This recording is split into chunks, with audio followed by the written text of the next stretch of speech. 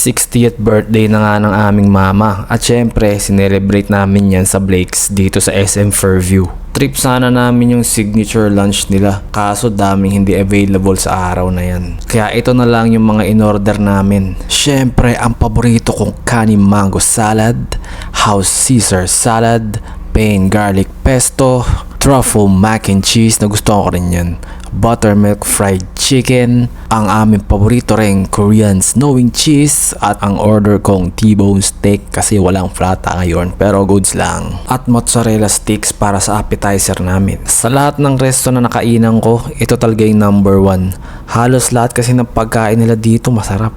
Ilang ulit na nga kami bumalik dito. Hindi siya mura pero sulit yung bayad mo. Blake's baka naman. Kapag birthday mo nga kakantahan ka nila na may kasamang love cake. Ewan ko lang kung libre na o kasama yan sa babayaran mo. Ewan ko lang. Comment down below kung ano ba talaga. Kayo ba? Anong restaurant ng paborito nyong binabalikan? Paki-comment nga at sana masubukan namin yan sa susunod. At ayun lang. Kita-kits ulit mga pare ko. Peace!